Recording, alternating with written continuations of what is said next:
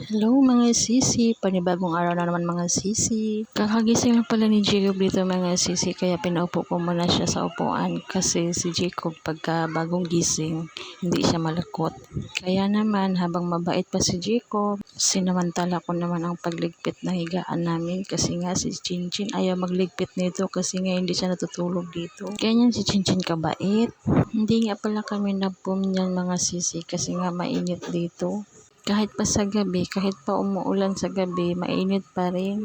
Ang bilis kasi pagpawisan ni Jacob kahit may kaharap na electric fan. Kaya minsan lang kami nagpupum pagka malamig lang. At pagkatapos ko palang magligpit mga sisi, ito naman si Jacob, nagpakarga na naman. Kaya kinarga ko pala siya saglit para mawala yung pagka-bad mood niya dahil bagong gising.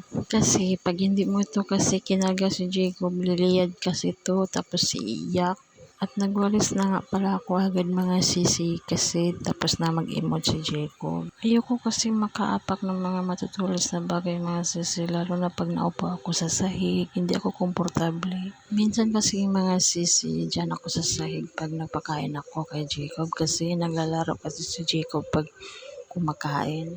Ganyan pala talaga ako mga sisi kahit saan na bahay, kahit sa mga bahay ng ate ko. Nagwawalis talaga ako palagi kaya tinatawagan nila akong Miss Walis kasi lagi akong nagwawalis pagka nandun ako sa bahay nila. Naiinis kasi sila sa akin mga sisi kasi nga kakaupo lang nila tapos sabay paalisin ko nga kasi magwawalis ako. At aalis nga pala kami ni Chinchin ngayon mga sisi kasi nga pupunta kami munisipyo.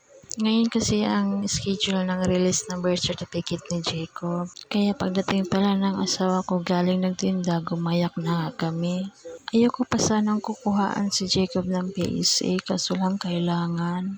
Hindi daw kasi pwede yung live birth niya na galing sa lying in. Kaya ayan, kinuhaan ko na lang ng PSA. Nananalangin pala ako mga sisi na hindi negative ang lalabas sa PSA ni Jacob. Pagdating pala namin dito sa munisipyo mga sisi, ayan, naglalakad na naman kami. Nalipat na kasi ang kuhaan ng PSA mga sisi. Dati kasi doon kasi yun sa loob, kaya hayahay kasi nga naka-aircon. Ngayon, nasa gilid na lang para siya ng kalsada, kaya ayan, mabilis na nga lang din kuhain kahit may pila. Natuwa nga pala ako mga sisi dahil nakita ko pala hindi negative ang lumabas kaya tuwan-tuwa talaga ako. At tinupi ko na lang pala mga sisi kasi nga wala kaming dalang envelope para paglagyan. Pag uwi pala namin mga sisi habang naglalakad kami palabas ng highway. Nako, si Jollibee kumakaway kay Jinjin kaya ayan, napasok tuloy kami ng Jollibee nito. Siyempre, siya talaga ang nangunguna sa loob. Akala mo gutom, ikakain lang bago kami umalis. Tapos pagdating sa loob, ang daming in-order. Tapos wala akong pera. Sabi ko, dahan-dahan lang sa pag-order kasi nga wala akong pera.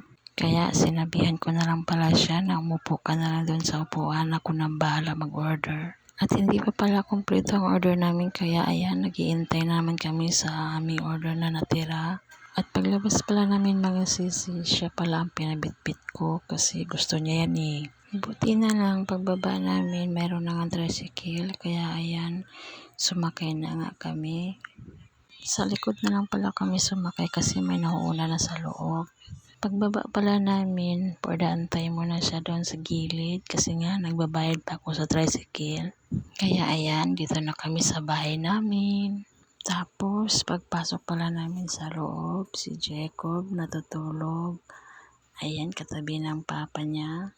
Nagpahinga nga lang pala ako saglit mga sisi tapos nag-grocery na naman ako kaya pag uwi ko, ayan, dinisplay ko na kaagad. Ayan, paano ba yan mga sisi? Bukas ulit.